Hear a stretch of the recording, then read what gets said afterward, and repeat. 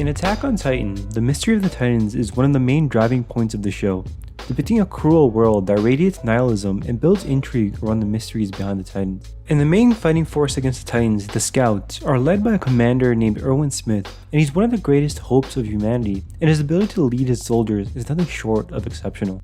And the true beauty behind his character lies in the fact that at the root of his drive to defeat the Titans lies something much more selfish and superficial than something like saving all of humanity. What if it was humanity itself that suppressed the people inside the walls? And how do we know that there isn't a population outside of them?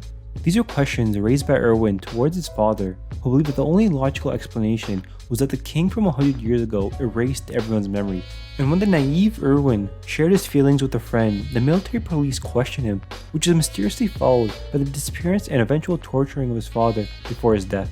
When we are shown this in Season 3, we're given an insight into Erwin's motivation, and while we can empathize with his troubled past, we still don't know the extent to which it motivates him. But we're still given a little insight, and when he confesses his father's teachings is basically the moment where he admits to the audience and to those around him that he cares more about proving his father right than humanity's efforts towards liberation.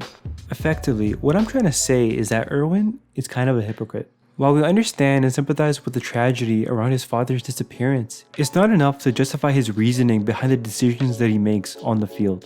And before I get really into it, a clear distinction I want to make is that in his position, I'm not talking about justifying the actual choices he's made on the field, but simply judging the motivation behind those decisions.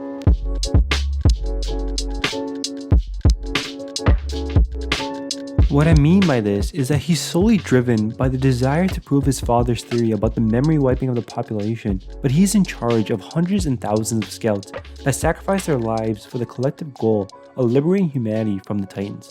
And that's not to say Erwin is inhumane when coming up with his decisions on the battlefield. In fact, he constantly mentions the guilt growing in him, but still, the desire to find out what's in the basement prevails, and he continues to act for the sake of his own personal motivations. Now, of course, I'm not stupid. It's also important to note that the things that he did actually improved humanity's odds against the Titans, and there's no doubt that he's an invaluable piece when it comes to defeating them. But I'm still of the opinion that the things Erwin did in battle, regardless of how genius they were and how much they helped humanity, he did them for himself more than anything. And this thought alone might make some question whether or not Erwin was right to consistently choose the mission over the lives of his own troops. I mean, just look at this one scene. Erwin actually smiles when he finds out that the Titans were actually originally humans, which of course is a step closer to confirming his father's theory. When have we ever seen him joyful? I'm sure you can find some other moments where he finds some type of joy in what he's doing, but I think in just this scene alone, he's just feeling himself a little too much.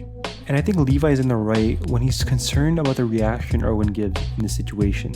And this brings us to one of my favorite scenes in the entire show, the moments leading up to his death. The part where Erwin solidifies himself as a hero. Throughout the entire battle with the Beast Titan, the scouts are trapped with no way out, and Levi comes to the conclusion that they either all die right here or Eren and Erwin make an escape to fight another day. And just from what I saw, I think Erwin probably had an existential crisis before Levi said that to him.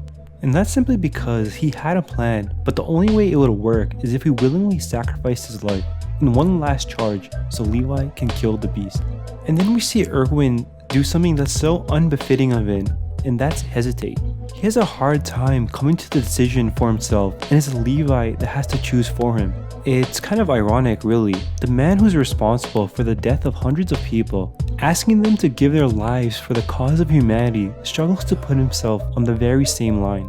The one who is so good at rallying his soldiers to fight to the death has to be convinced in the same way he convinces people to give up everything and die for humanity. It's honestly a brilliant stroke of writing genius. And when Erwin asks Levi if he can see all their dead comrades, it's a testament to how far Erwin actually got, and how he thinks that their sacrifice for his dream will be in vain.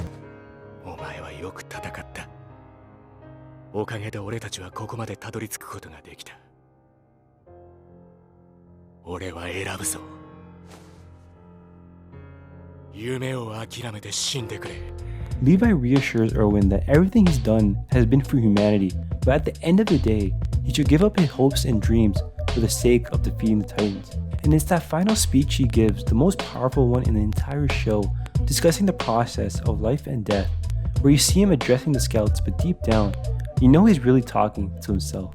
In the end, he charges at full force towards the Beast Titan, and arguably, for the first time in his life, he fights for humanity. It's an amazing scene and an amazing moment in all of anime, I think. It brings Erwin's character full circle and provides so much depth to the entire story of Attack on Titan.